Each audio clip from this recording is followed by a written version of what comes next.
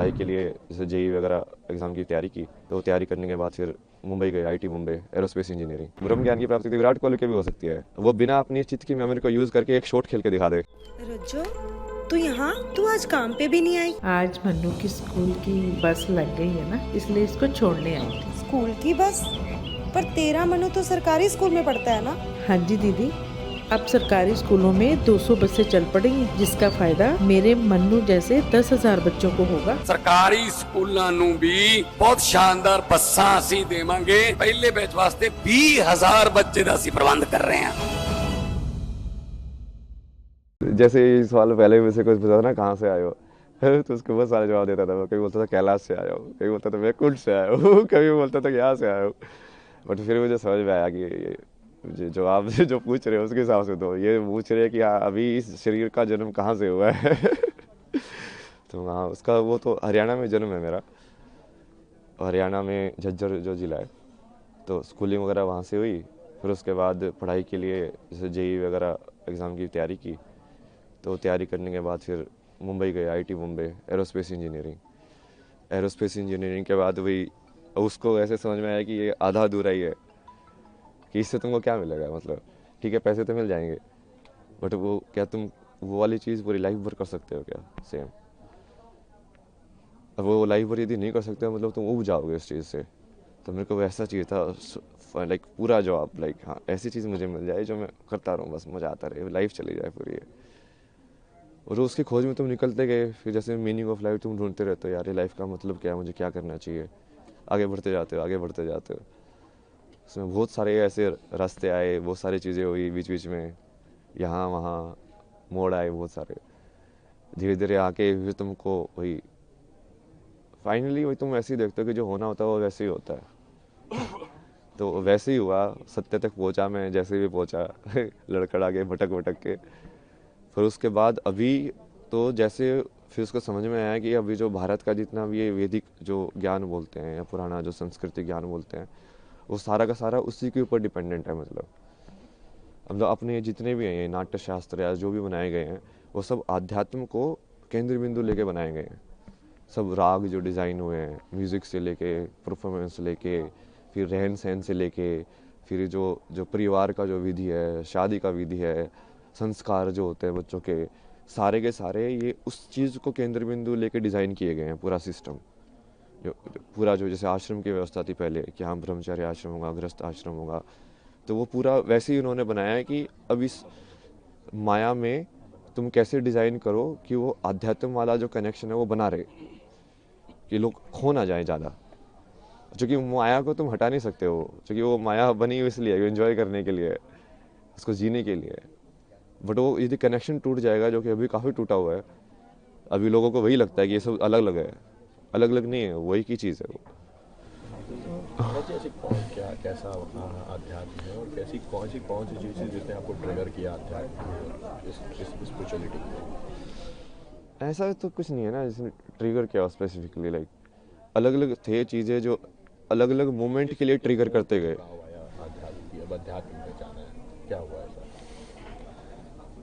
मतलब आध्यात्म आप किसको बोल रहे हो? उसके ऊपर है ना जवाब।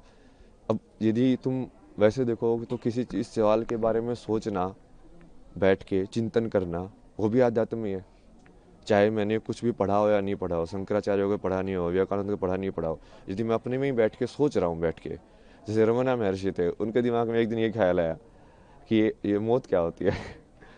तो बैठ के उस मौत को देखने लगे यार कि अच्छा ये है क्या ये। तो उनको ज्ञान की प्राप्ति हो गई।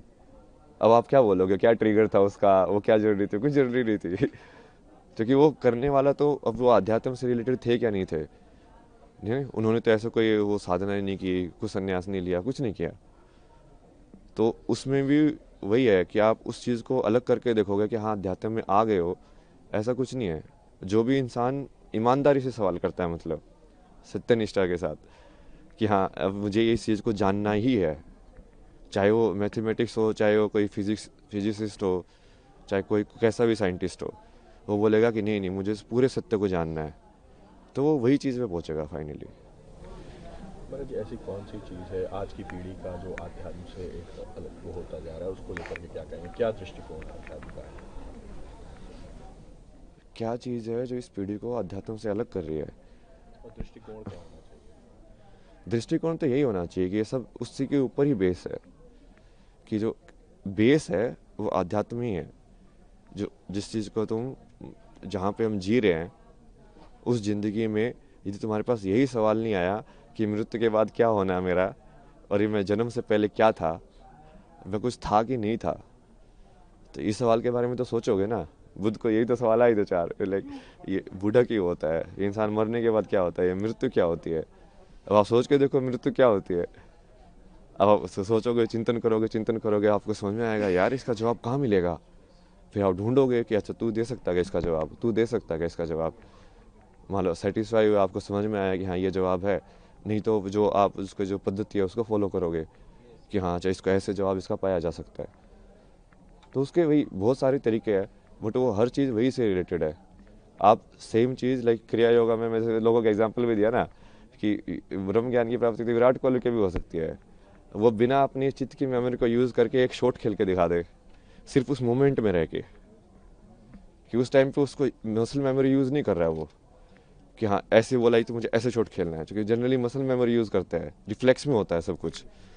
बिना रिफ्लेक्स यूज़ किए उस प्रेजेंट मेमोरी में रह के यदि वो मोमेंट कर सकता है तो वो क्रिया योगी बन जाएगा। ऐसे डांसर लोग भी कर सकते हैं कि यदि उस पूरी मोमेंट को वो एम्बॉडी करे, पूरा चेतना के अंदर आए कि हाँ मेरा हाथ ऐसे घूम रहा है, पूरा देखेंगे हाँ वो क्रिया हो कैसे रही है, तो वो भी क्रिया योगी बन सकते हैं।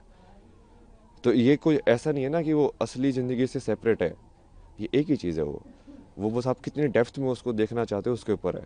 अभी हम पूरा सुपरफिशियल उसमें देख रहे हैं, और इसके भी बहुत सारे कारण हैं। मतलब ये पश्चिमी सभ्यता का असर है। अब ये सुबह जैसे वो फ्रांस में एक थी, उनसे बात हो रही थी, वो यही बता रहे थे कि वहाँ पे तो लोग बहुत क्लोज्ड है, मतलब, और वहाँ पे लोगों को इन सब चीज़ों में इंटरेस्ट नहीं होता है। लाइक सब इंडिविजुअलिटी में और लाइक मटेरियलिज्म को और के चक्कर में पड़े रहते हैं, जो थोड़ा बहुत असर हमारे ऊपर भी हो गया है। क्योंकि वो अब हमारे पर वो राज करके गए, तो हमारे अंदर इन्फीरियरिटी कॉम्प्लेक्स आ गया कि इनके अंदर कुछ तो बढ़िया होगा जिसकी वजह से ये हमसे पावरफुल बन पाए। तो हम फिर वो चीज़ को उसके पीछे पड़े हुए कि इनके पास जो था हम भी वही चीज़ सीखें ताकि वो चीज़ रिपीट ना हो। लेकिन वो सही अप्रोच नहीं है, क्योंकि उनकी हालत देखो ना, यूएसए के अंदर 50% लोग मेंटल हेल्थ प्रॉब्लम्स में हैं। अब क्या हो, ऐसा बनना चाहते हो आप, ऐसा बनाना चाहते हो देश को?